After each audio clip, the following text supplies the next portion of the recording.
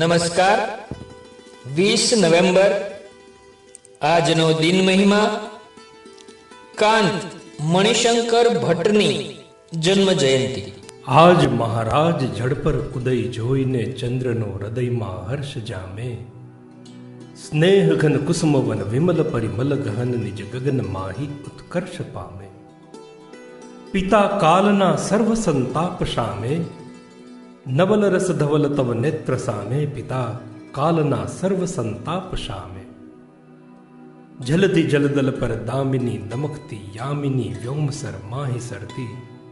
કામિની કો કીલા કેલી કૂજન કરે, સાગરે ભાસતી ભવ્ય ભરતી.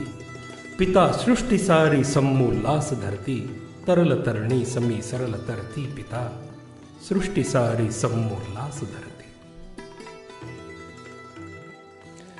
ગુજરાતી સાહિત્યમાં ઉત્તમ ખંડ કાવ્યો અને ઉર્મી કાવ્યોના કવિ મણિશંકર રત્નજી ભટ્ટનો જન્મ સૌરાષ્ટ્રમાં લાઠી પાસેના ચાવંડ ગામે 20 નવેમ્બર 1867 રોજ થયો હતો. તેઓ હિન્દુ હોવા છતાં ખ્રિસ્તી ધર્મમાં ઊંડી શ્રદ્ધા ધરાવતા હતા. 15 વર્ષની વયે તો દલપતરામની શૈલીની કવિતા લખવા માંડી હતી. સમય સાંજે તેમનું ઘર અનેક સાહિત્ય રસિક જિજ્ઞાસાઓનું મિલન સ્થાન બની જતું. કવિ કાંત મહારાજા ભાવસિંહજીના પ્રીતિપાત્ર હતા. મહારાજાની પ્રેરણાથી તેમણે 3 નાટકો પણ લખ્યા. વસંત વિજય અને ચક્રવાક મિથુન જેવી શ્રેષ્ઠ રચનાઓનું તેમણે સર્જન કર્યું છે. ઉપરાંત તેમણે કેટલાક તાત્વિક પુસ્તકોના અનુવાદ પણ કર્યા છે. તેમણે પોતાના કાવ્યોનો સંગ્રહ પૂર્વાલાપ નામ પ્રગટ કરવા છાપખાનામાં મોકલ્યો અને પોતે કાશ્મીરની મુસાફરીએ નીકળ્યા. ત્યાં રસ્તામાં લાહોર પાસે ટ્રેનમાં ઈસવીસન 1923 અવસાન પામ્યા. તેમનું એકમાત્ર કાવ્ય સંગ્રહ પૂર્વાલાપ તેમના મૃત્યુના દિવસે જ પ્રગટ થયો હતો.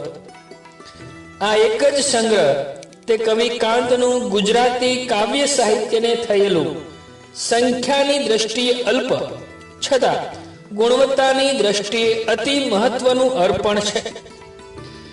સાચો કવિ દરેક શબ્દના જન્મ વખતે હાજર હોય છે.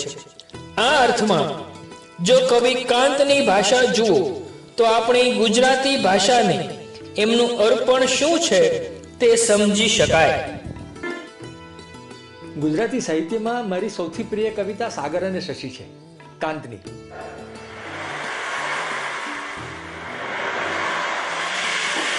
ખ્રિસ્તી ધર્મની અસર આવ્યા પછી એમને જીવનનો જે એક અખંડ અનુભવ થયો અને એ જે અખંડ અનુભવ થયા પછી એમણે ઈશ્વરની કૃપાનો જે અનુભવ કર્યો છે, એ ઈશ્વરની કૃપાનો અનુભવ આ સાગર અને શશી કવિતામાં આવ્યો છે. ચંદ્રનો હૃદયમાં હર્ષ જામે. આજ મહારાજ જલ પર ઉદય જોઈને ચંદ્રનો હૃદયમાં હર્ષ જામે.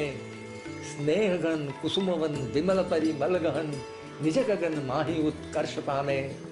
પિતા કાલના સર્વ સંતાપ.